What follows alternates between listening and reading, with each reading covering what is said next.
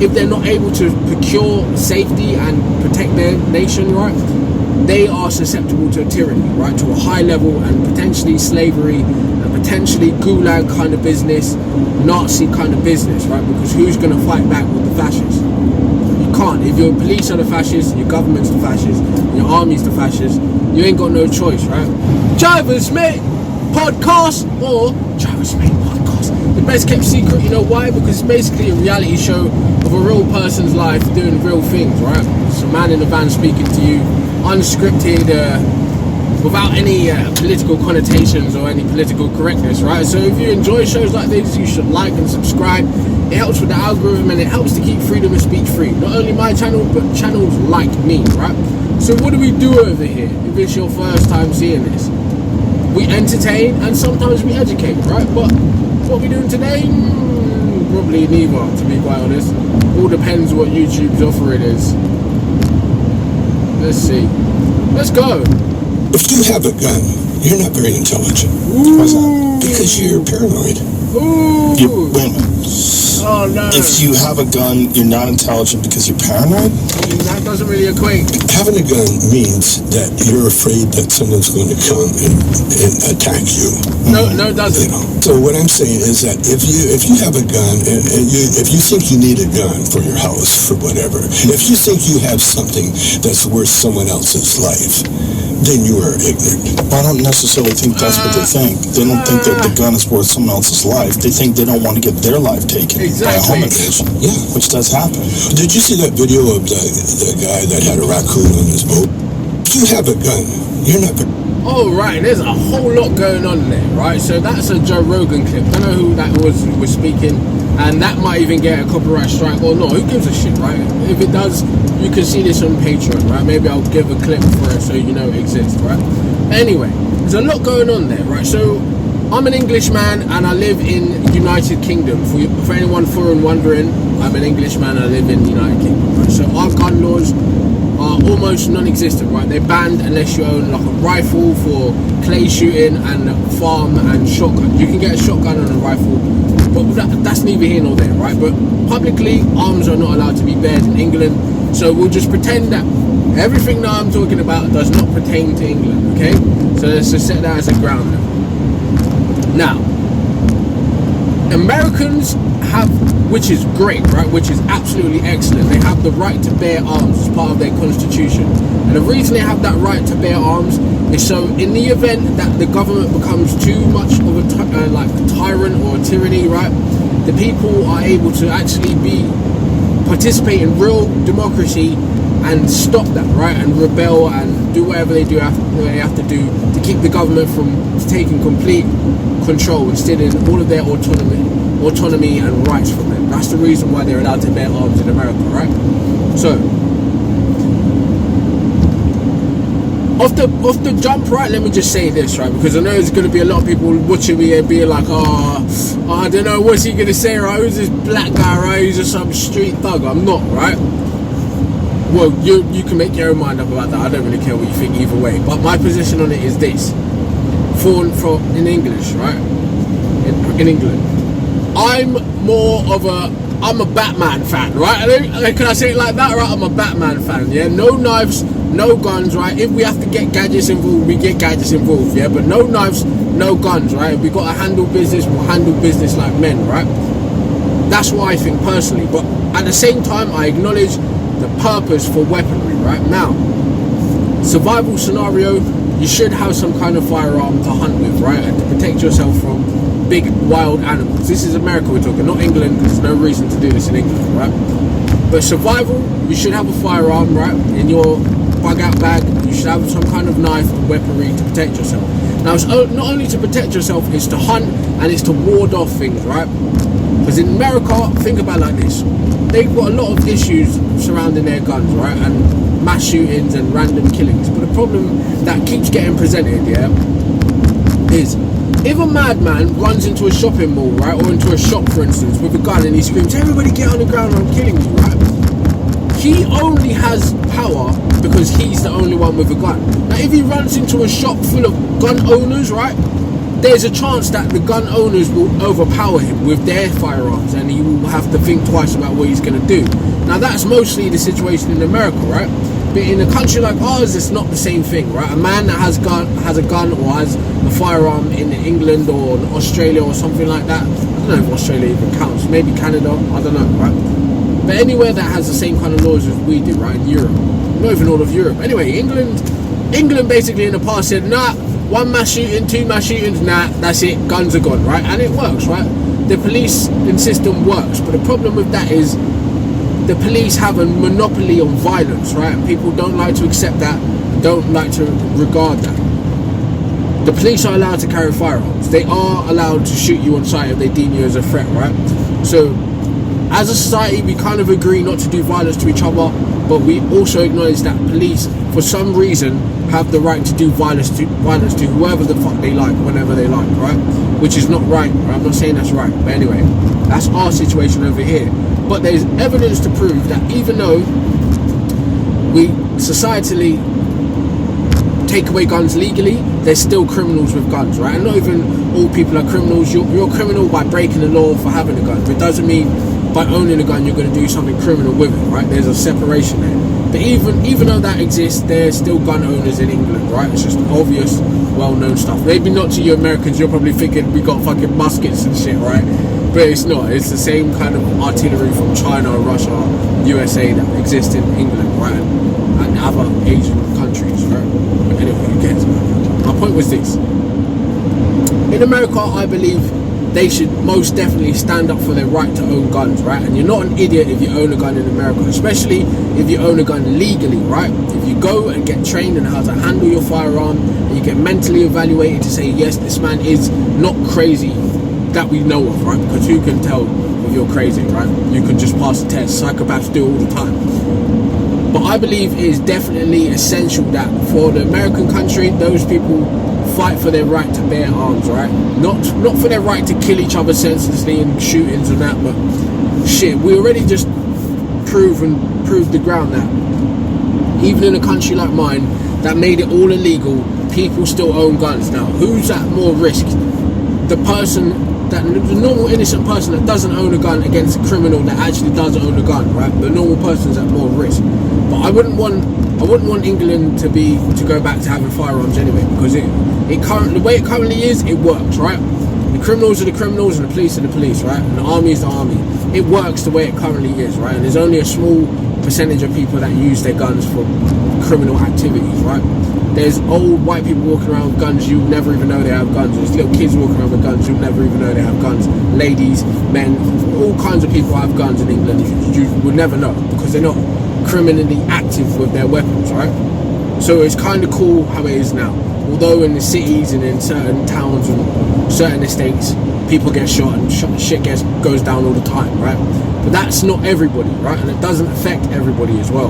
Whereas in America, it's depending on your state, it's a 50-50 chance you're going to run into gun violence if some kind of aggressive action takes place, right? It's just understood because there's so much firearms over there, it's easier. But that essential point, right, of them being able to protect themselves, right, if war happens or if some kind of tyranny happens in their country, or if a militia decides to attack a town or a place, right, them being able to protect themselves is essential to have weaponry, right? Them being able to hunt and survive with that weaponry is essential. Now, if banks and all currencies and societies we know it should collapse, ammunition then becomes finance, right? It becomes a bartering tool. Every bullet is like worth $10 or however many dollars it will be worth, right? But it will become a currency, right? Ammunition will become currency, not even only in their country, but everywhere in the world. Whenever shit goes down, ammunition becomes currency, right? If a war happens or wartime is looming, right? The war economy, which is its own thing that I can't really get into because of time, right? But it boosts manufacturing of weaponry, boosts, right? And the companies that support the military in different aspects, whether logistically or in weaponry and technology, all of their stocks boost, right? And the countries, workers go and divert resources to this wartime effort, right? Whenever it happens. So artillery is currency, right? And like we kind of discussed from a philosophical point of view, if you don't have the capacity to do violence, it doesn't innately make you a good person, right?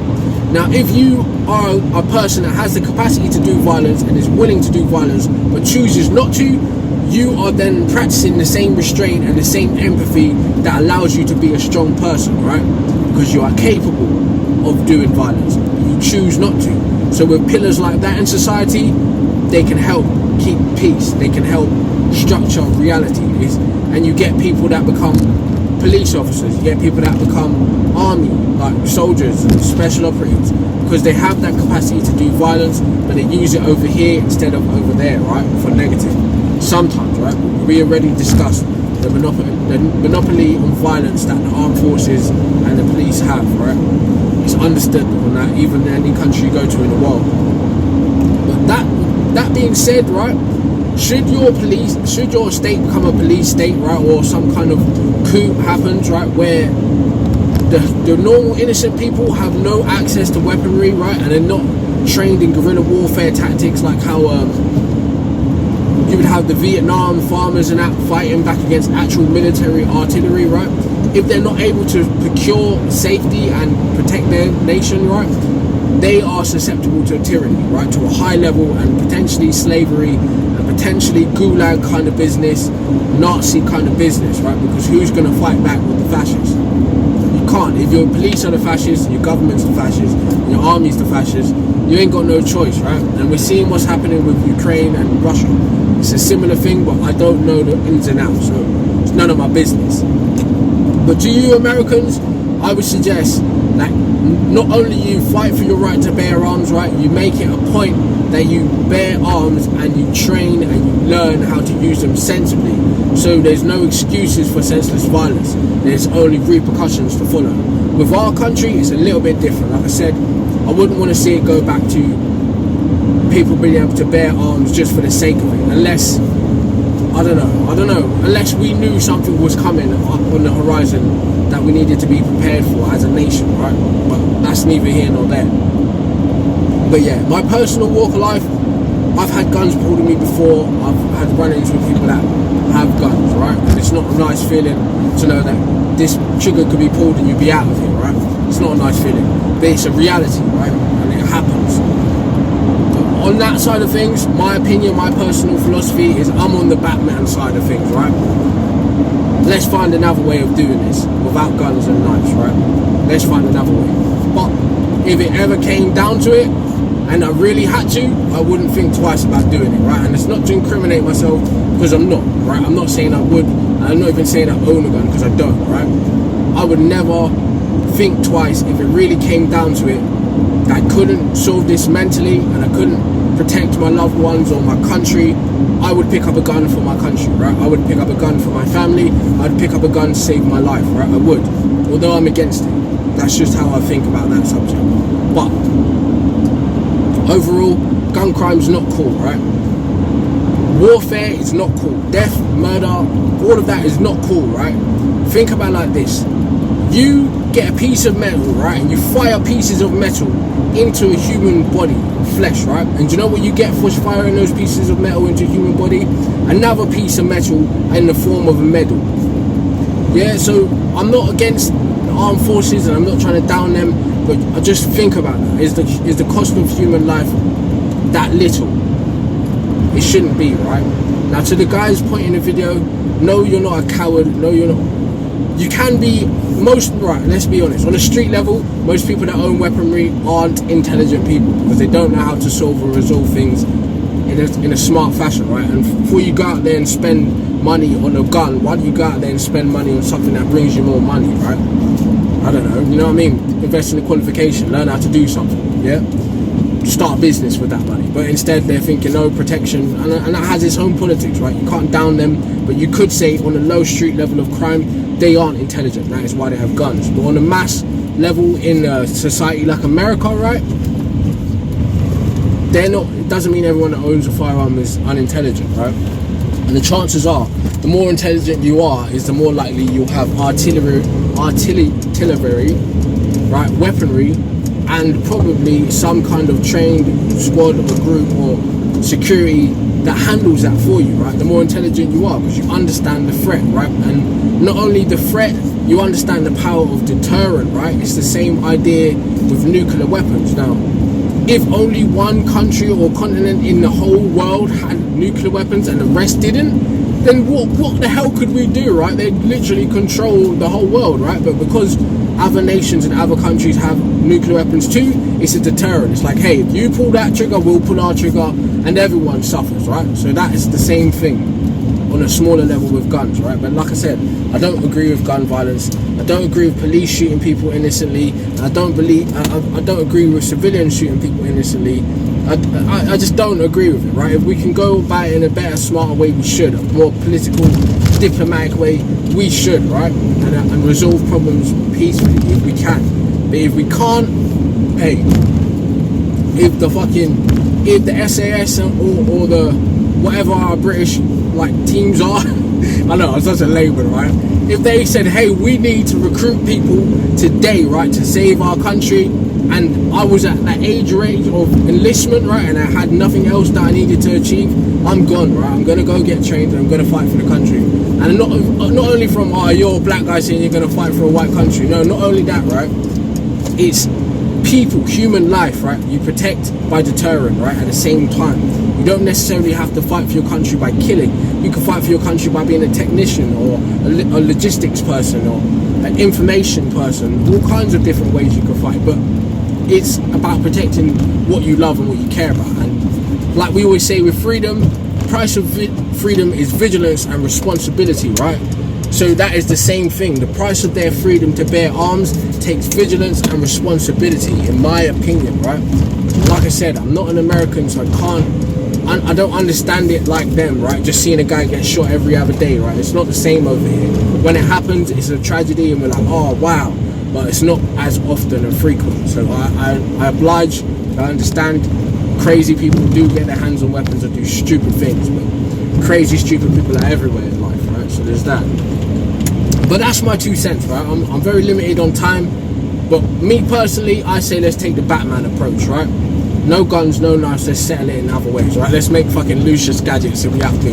Throw fucking smoke bombs and shit, right? I don't know. Let's get fucking gliders. You know what I mean? But just from that point of view, that trauma that comes from it can only result in more problems, right? At the same time, on the governmental, on the political level, it's wise to be armed as a deterrent and a way to keep peace, right? Because how could you run in the middle of a war and stop two parties from fighting when you're weaker than both of them? They're not going to listen to you, are they? So you got to understand it like that. But yeah, Americans should bear arms, and not everyone that has a weapon is unintelligent. It's very likely that most people that bear arms are quite intelligent, because you'll never know that they bear arms in the first place till it's time to use them, okay? So there's that. On the street level, most of you are idiots. You need to put your guns down and go look a job or start a business, do something creative, right? Because you're only just killing someone that looks like you, right? And you're scared of people that look like you, and not to be is it sagacious? I don't know the right word for that, right? But not to incite any kind of uprising or violence against others, but these same street level people with guns are scared to death of the police, right? They never raise arms to the police, they never raise arms to the army, they never raise arms to the government, right? They'll just kill an innocent kid in the street who looks just like them, is as poor and as scared as them, right? So to them guys, I say, fuck you, you're pussy. Don't use no guns, don't use no knives. If you must do it, settle with your fist or piss off in it. But otherwise, if you have weaponry, it doesn't mean you're an idiot, right? And that's my point on that, even though it's not much of a great point. And it sounds like that I'm a proponent for guns and weaponry, but hey, I'm trying to give you both sides of the argument, right? I don't want to see no one get hurt either way. But on a country level, on society level, we formed this shit based off warfare, right? We used to have swords, shields, and then when arrows came into play, it was like, oh shit, we can hit me from over there and I can't get near him, you know what I mean? And then gunpowder came in. It's all warfare at the end of the day. It's what it's for, okay? But it's not only used to attack, it's also as a deterrent to defend, right? And it's good, because we need our police to be able to go take out terrorists and bad people if it should come down to that, right? But innocent people, unnecessary shooting and killing, fuck that, right? Fuck you if you do that or you've done that, right? You're a pussy. That's my 2 cents on that. You let me know what you think in the comments, right? Am I being a dickhead, or am I just being too tedious? Like, oh, he likes guns. No, I don't like guns, right? I don't respect them, but I respect the power of guns as a nation, right? And what it stands for. But that's my opinion. You let me know what you think, right? At CNC CMI is the main channel. Go over there and check it out. Check out the rest of the videos in the Drivers Make podcast playlist, season 1, season 2, season 3, and you can now go over to Patreon and get all of the seasons in real time and go through it, do whatever you want, right? Get a compilation of cancelable moments of me and make a playlist, right? Do what you want to do, but if you like the content, go and check it out and just see it as your way of helping and donating if you are so inclined. But that's all I got to say on that Drivers Make podcast, or Drivers Make podcast. Enjoy your day. I hope you have a nice day. I hope you get the work done. See you later.